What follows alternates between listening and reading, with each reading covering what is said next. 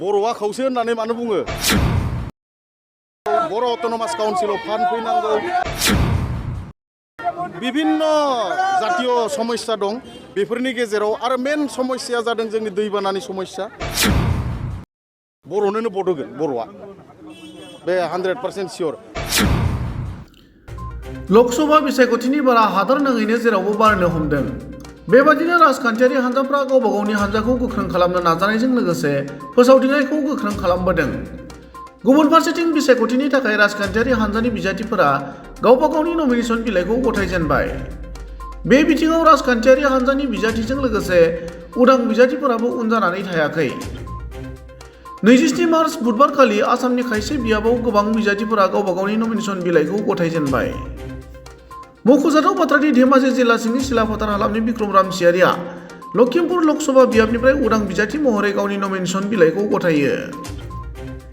लखिमपुर लकसभा बियाबनिफ्राय गिबि खेब बर' बिजाथि महरै नमिनेशन गथायनाय उदां बिजाथि बिक्रम रामसियारिया बयनिबो मदद आरो हेफाजाब बिनानै खौरां बिजोङाव ओरैबायदि बुङो। जोंनि बर' लिडारफोरा बयबो मदद खालामनो थाखाय खावलायहरनाय थाबाय बे नोंसोरनि रादाबनि गेजेरजों। मानो होनबा रावबो दिनैसिम लखिमपुर लकसभा समस्तियाव बर'नि गेजेराव दिनैसिम सिखारनो हायाखै। फार्स्ट टाइम आं सिखारदों।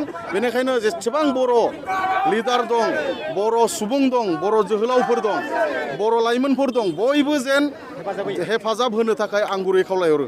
मेनलि जाथिनि थाखाय जेबो बेयो जोंनि जाथिनि थाखाय आरो बे एन्टायार लखिमपुर लकसभानि थाखाय बे जेबो बुंनोबो हाया, रावबो होनो हाया।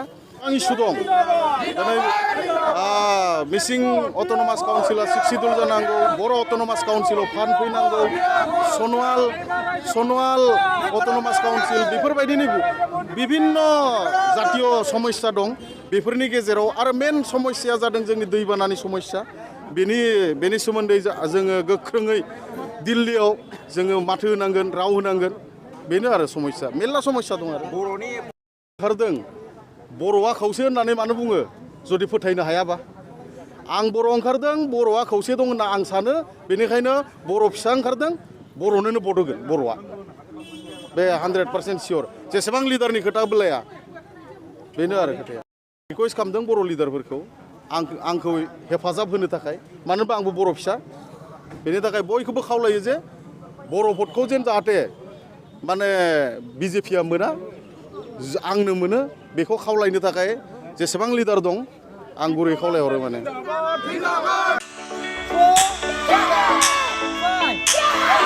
नोंथांमोनहा गावबा गावनि गथ'खौ काराटेनि सासे राफोद गेलेगिरि खालामनो गोसो दं नामा?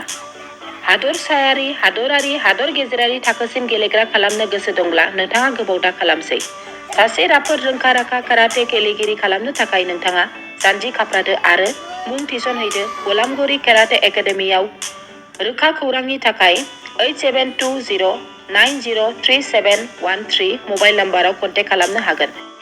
बेबायदिनो बड' हाउस काराटे एकाडेमिनि थाखाय 6900451157, बेंटल काराटे एकाडेमिनि थाखाय 9678041226, बेरहांगाव काराटे एकाडेमिनि थाखाय 6901341656 आरो धालिगाव काराटे एकाडेमियाव मुं थिसननायनि थाखाय 8720903713 मबाइल नम्बराव खौरां लानो हागोन। मख'जाथावदि बे सोलोंसालिनिफ्राय सिगांनिफ्रायनो हादरसायारि, हादरारि, हादर गेजेरारि थाखोनि बादायलायनायाव गोबां फरायसाफोरा बान्था मोननो हाबोदों। बे मुंख'नाय फोरोंसालियाव रोंग'थि गोनां फोरोंगिरिया फोरोंथाय होनानै नोंथांनि गथ'खौ सासे राफोद काराटे गेलेगिरि सोरजिनायाव मदद आरो जाफुंसार खालामगोन। अब्ला मानोथो गोबाव खालामनो? थाबैनो नोंथांमोनहाबो नोंथांनि गथ'खौ मुं थिसनहैदो।